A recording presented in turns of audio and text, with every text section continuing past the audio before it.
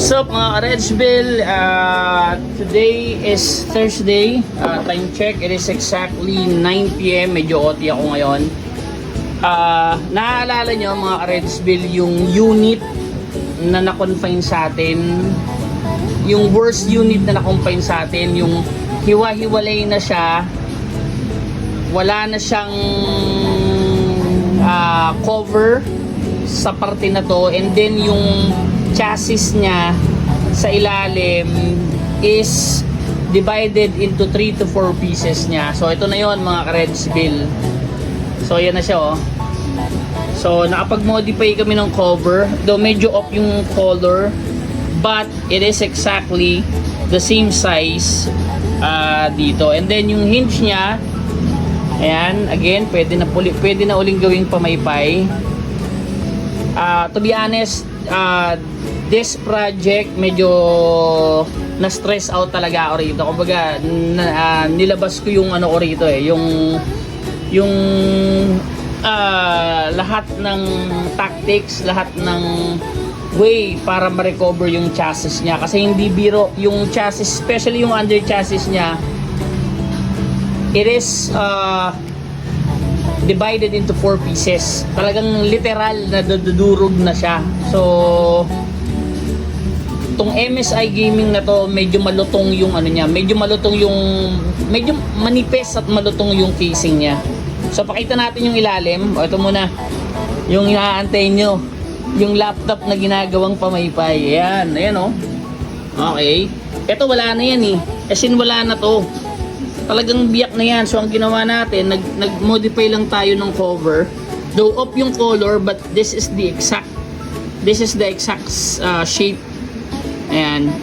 So I believe this is a decent one. Ayan, I believe this is a decent one, unlike yung open siya. So fix na yan. Then buksan natin. So ito, malinis na siya. At the same time, yung likod niya, yan, wala na po itong cover Yan, wala na rin to. As in wala na itong mga exhaust na to, itong mga exhaust ventilation na to, galing na po ito sa ating mga donor laptop. Yan. So dinala siya rito, wala na po ito. Wala na rin ito. Durog na po yan. So yan na po yung maximum effort na pwede kong gawin. So magkaiba po siya kung mapapansin nyo, pero it's working. Okay, then sa last part ng laptop, check natin. Okay, so from divided into 4 pieces, 1 piece na po siya. So yan, not perfect, pero naibalik po natin yung almost decent structure nung under chassis niya. Okay, so yan, itong part na po ito, wala na po ito.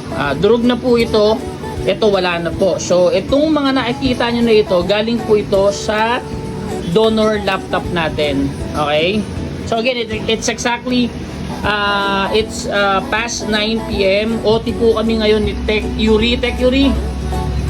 Shout out kay Tech Yuri. May no-OT rin siyang unit na for release na po tomorrow. Board level po yun na natapos din namin. Okay, so ayan po. Ayan. So again, sa mga nawawalan na po ng pag-asa sa kanilang mga laptop, okay, remind ko lang kayo na itong laptop na to, we made a canvas for the whole chassis. This whole chassis, though brand new, my customer will probably gagastos siya ng mga 10 to 12,000 parts pa lang nung gaming chassis. Wala pa yung labor sa pagta-transfer nung mga parts niya. So again, maraming salamat mga ka-Redsville. Natupad ko na naman yung pangako ko. Hindi not a perfect one but a decent output. Ayan po. Dapamaypay. Sarap po. Yun lang. Saan ka pa, boy? Salamat sa mga suporta mga Redsville.